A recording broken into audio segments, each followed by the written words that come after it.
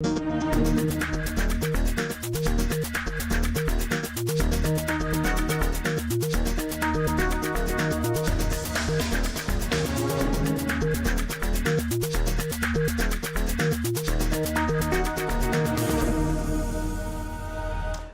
and welcome to Shaka Extra Time. I am Paul Ndiho. Joining me on set is Shaka Sali himself, aka the Kabale Kid.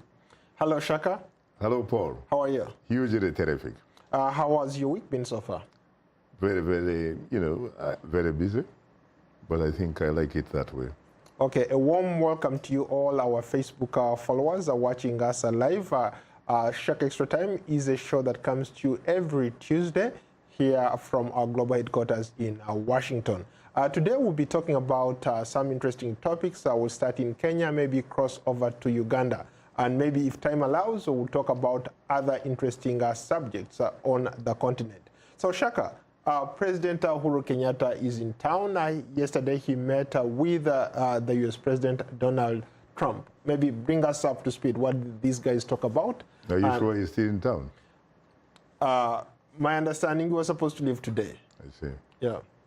Yeah, I think he's already left, but he seems to have had a good time, really. Perhaps, in fact, a great time, because it looks like President Uhuru Kenyatta and President Donald Trump, it looks like they seem to have really sort of connected well. It looks like there might have been a chemistry. They had, of course, their significant others. We're talking about the first ladies of these two respective countries, who apparently, I don't know whether history was on my side, but probably this is one of the few moments, frankly, where these heads of states were also accompanied by their wives, their first ladies, to be, in fact, to be holding many minutes in a meeting, affecting, of course, their two respective nations. I had an opportunity, along with my viewer colleagues, to interview President Uhuru Kenyatta on Sunday. And some of the things he talked about, he wanted to build on the relationship that Kenya has had with the United States in regard to, for example, fostering their trade ties.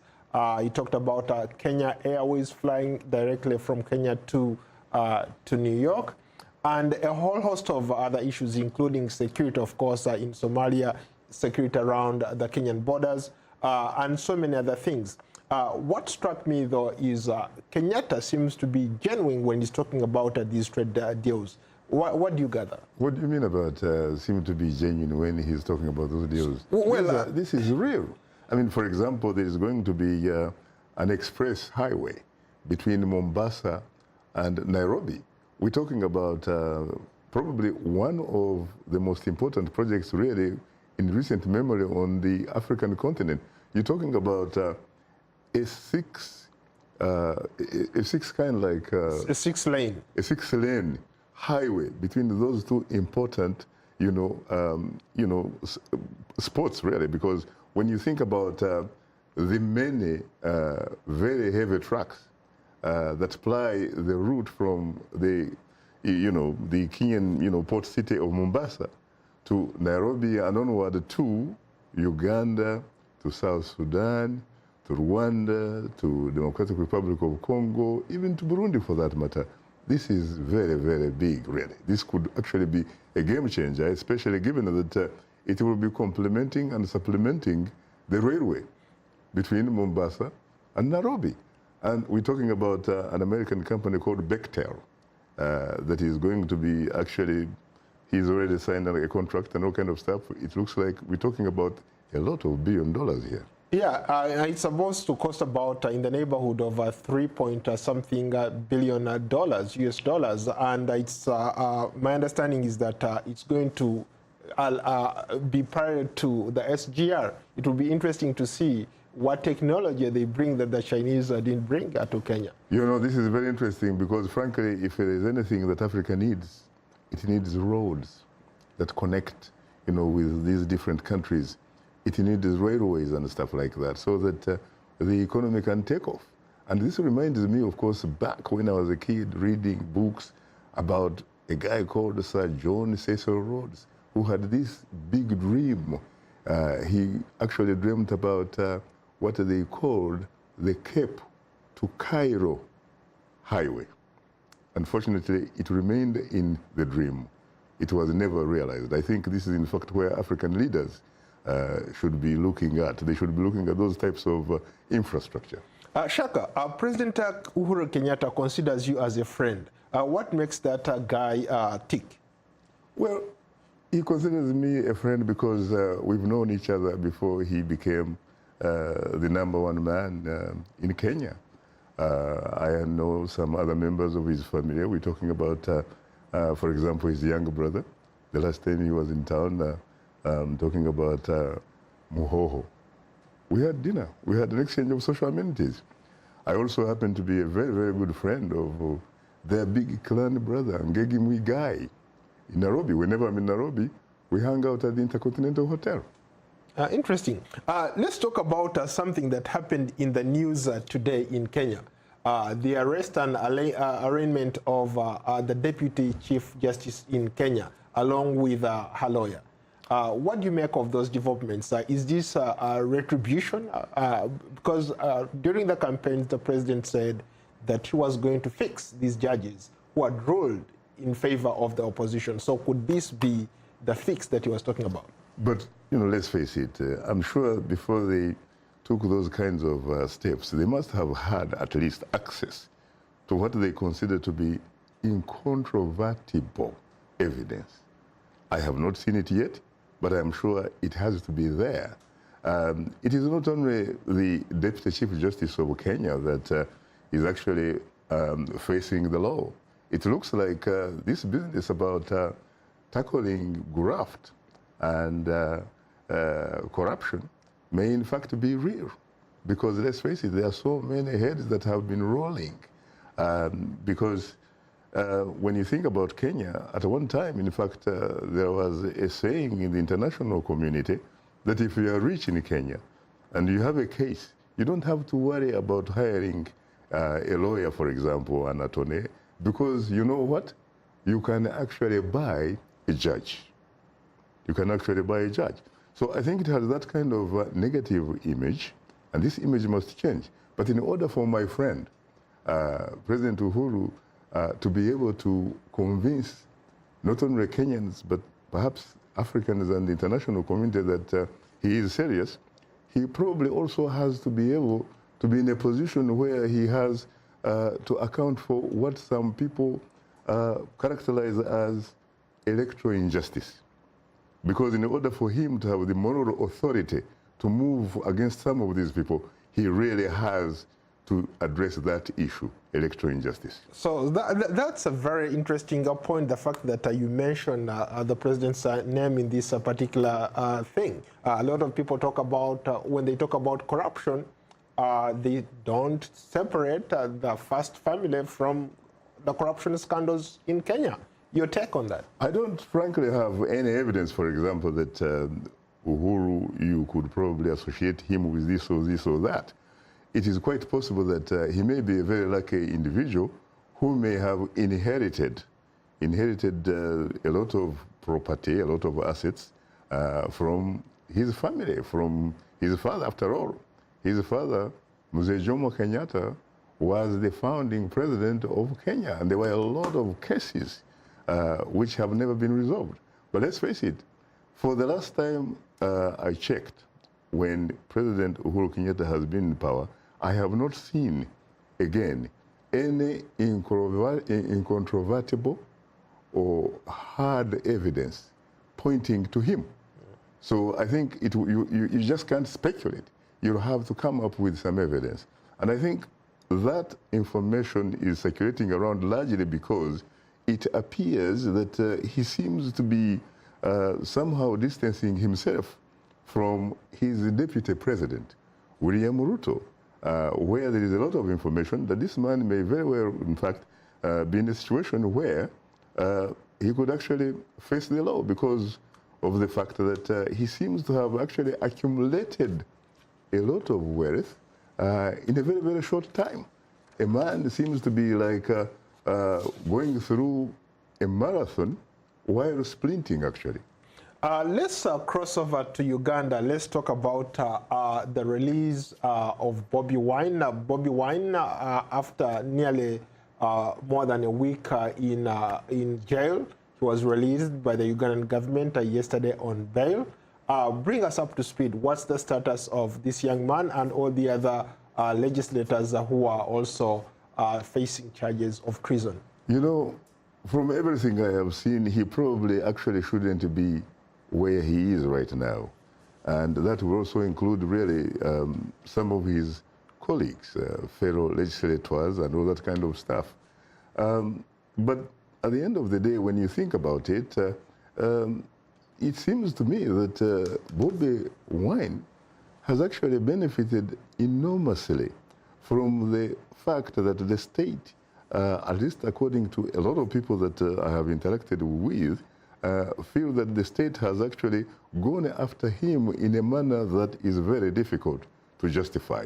So to the extent that he happens to be a young man, again, whose future, frankly, is ahead of him, while, in fact, the man who happens to be in charge of Uganda for the last 32 years, people will tell you his future is behind him. He has also, of course, you know, in a situation like this, in a way, he has probably contributed enormously to the fact that you do have a situation here where Bobi Wine is the beneficiary of what I would characterize as a hugely exaggerated political attention, not only in Uganda, by the way, but regionally. You're talking about Kenya. You're talking about, in fact, I was talking with someone in Harare yesterday, he was talking about the same thing, and even internationally. You have some groups in America, for example, who have rallied behind Bobi Wine's cause. You even have Africa's first recipient of the Nobel Prize in Literature, Professor Wole Soyinka of Nigeria, precisely, saying, look, I think you should release this man. This man happens to be, whatever he is doing is within his constitutional rights. Because this is not a man that is holding a gun. Whatever he's doing, frankly, is provided for in the Ugandan constitution. He's using his art, his music, as a means of social change, demanding for social change. And this is not really isolated to Bobi Wine.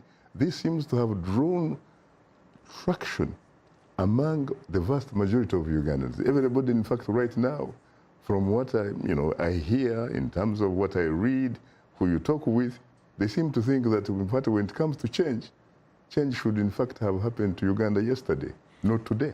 Shaka, let's go to some of our comments here. Let's start with Frank Muchibi on Facebook. He says, the rate at which Bobi Wine has been gaining support with the people, both in Uganda and abroad, has put the government into panic mode.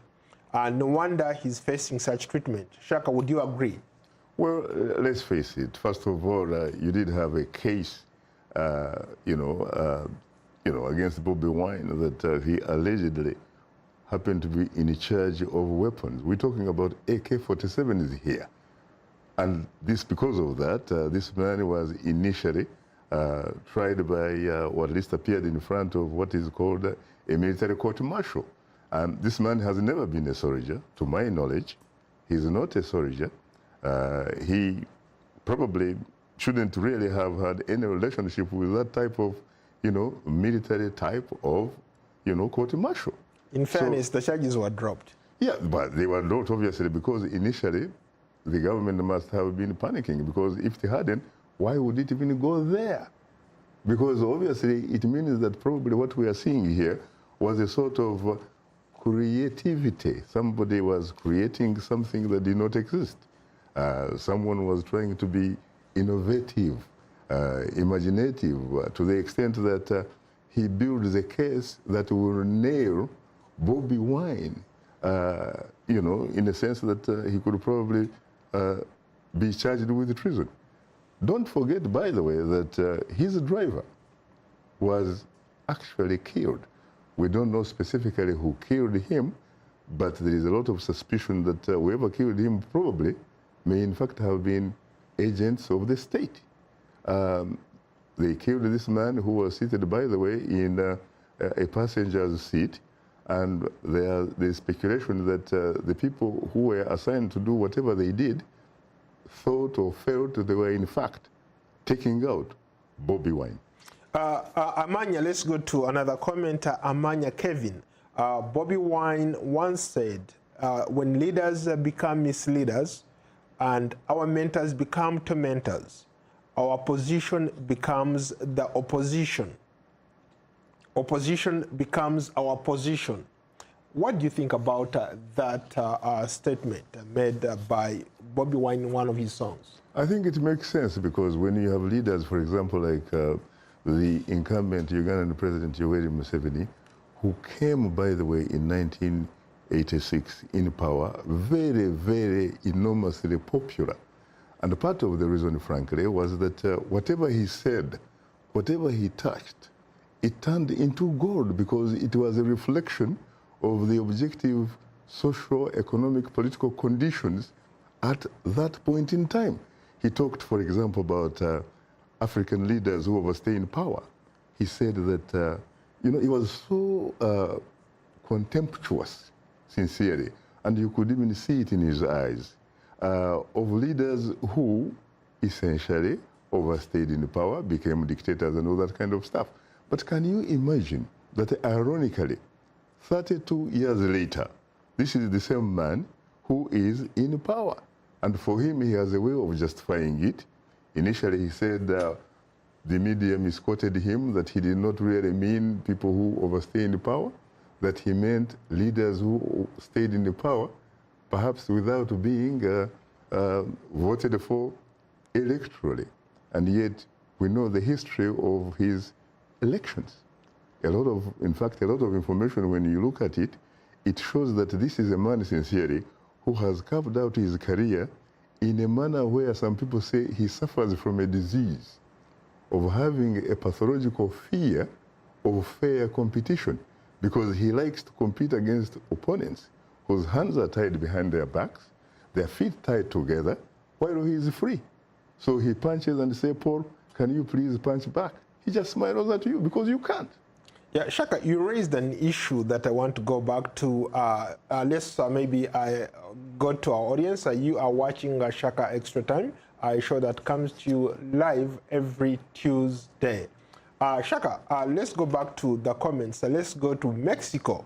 Salongo Atman, a Ugandan currently living in Mexico. He says, the political situation in my country worries me. How can Ugandans in the diaspora come out and help with our country, with whatever is going on in our country? I think that it is a very good question that is being asked by Sarongo in Mexico. And I also think that he should consider himself, frankly, as a legitimate citizen of Uganda. And if he considers himself as a legitimate citizen of Uganda, then he has to know that he actually owes allegiance to the state, not to an individual authority. And therefore that Salongo should assert his constitutional rights, his inalienable rights. Others would call them birthrights. This is something that he can exercise within the context of the Ugandan constitution, Ugandan laws.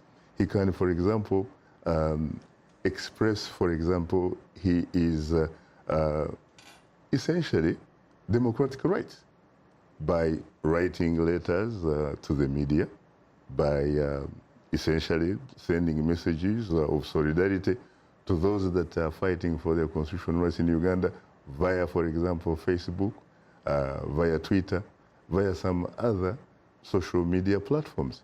He should also take some time in Mexico, where he is, to make friends for Uganda, especially in the context of free Uganda, really.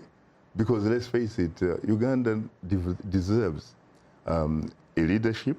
It deserves a government that respects its people, deserves a government that is not socially, politically, economically insensitive to its own daughters, sons, aunts, uncles, and grandpas and grandmas.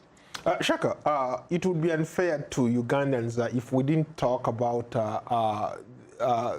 the arrest and the potential arraignment of the former police chief in Uganda, General Kele Kihura, who was granted bail today.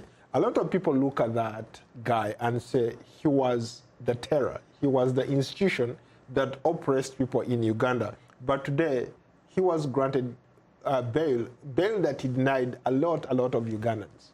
It is very interesting that you mentioned General Kale Kihura. By the way, General Kale Kihura, it should be noted that he is not somebody who is blind when it comes to law, because not only does he, in fact, has a bachelor's of laws from Makerere University, your alma mater, he also has a master's degree in law to boot from the London School of Economics in London.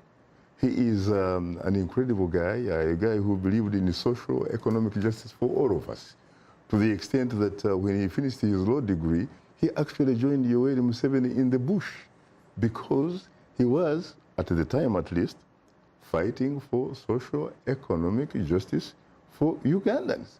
And I applaud him for that.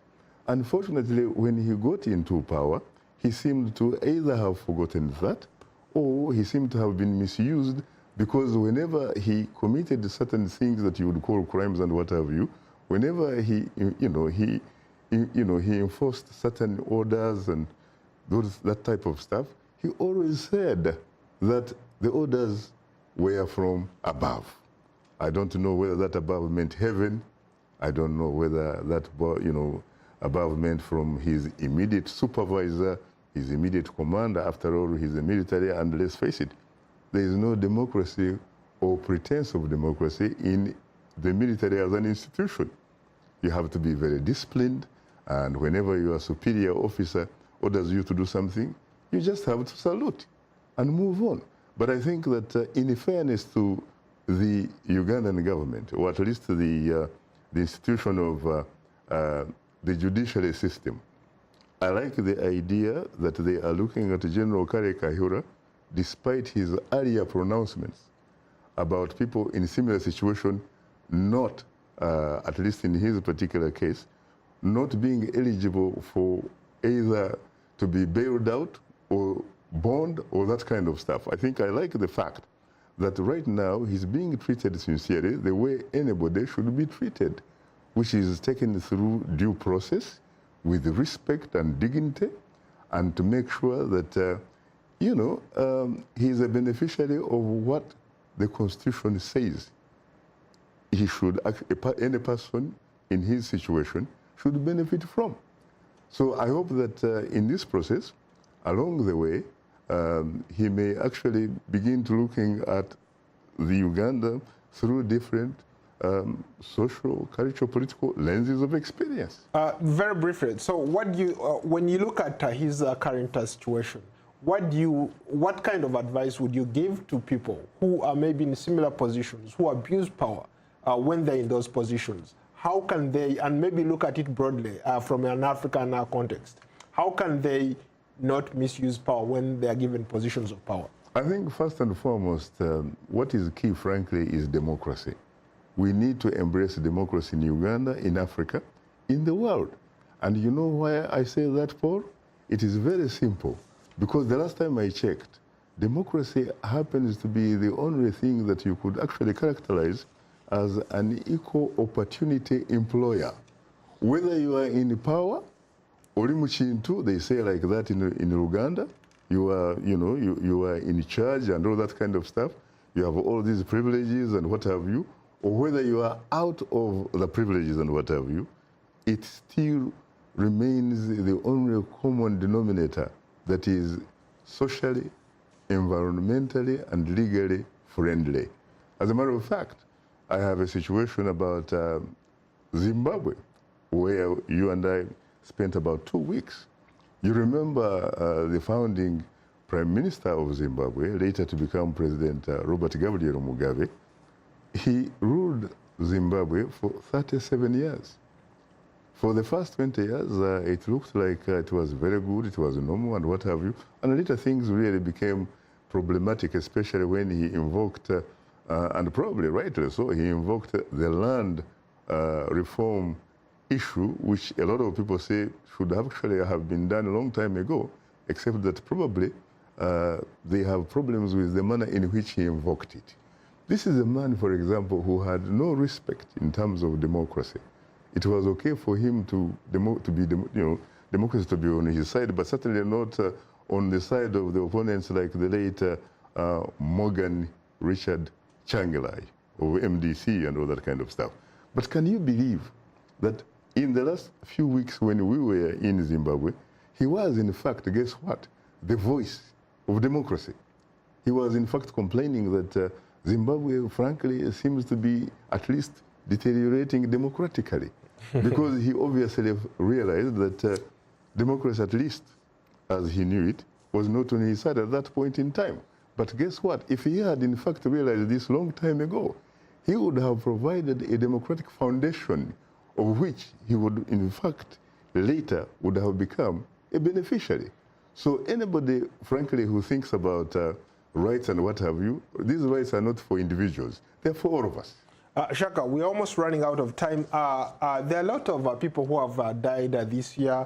Most notably, maybe I can talk about the late Senator John McCain, the former U.S. envoy to South Sudan, Princeton Lyman. Your thoughts on those two gentlemen? Two great individuals. When you talk about, of course, Senator McCain was a legitimate American hero. He was also a man who was very politically independent-minded. Others called him maverick, you know, that kind of stuff. But I remember this man one day when he was campaigning for the presidency, competing against Barack Obama.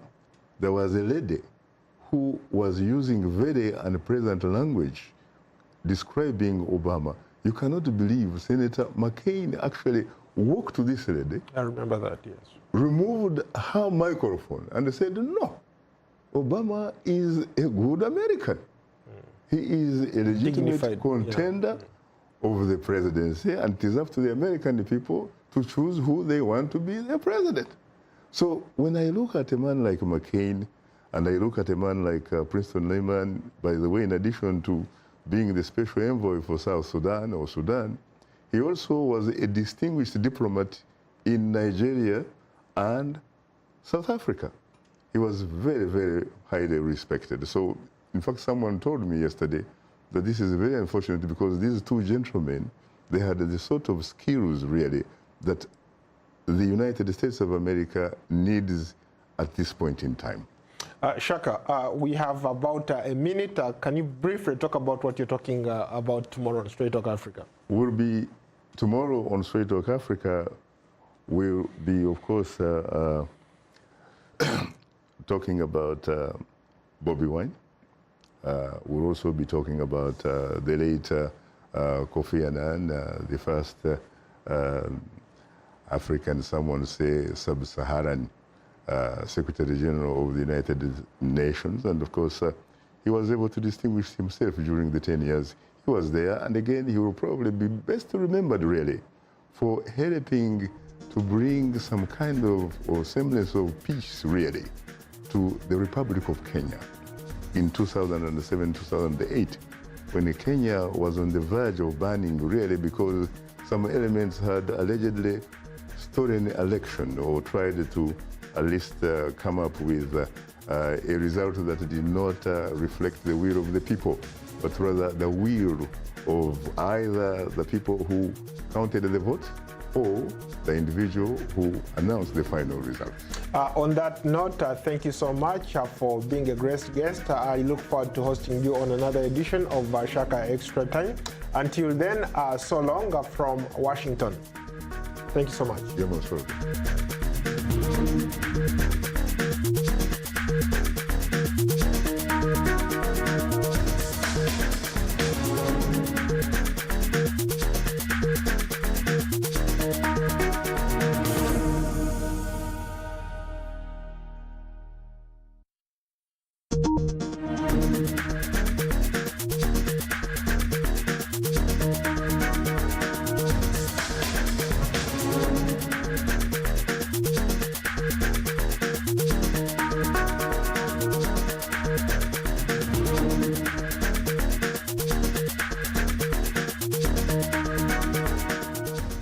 acutely competent.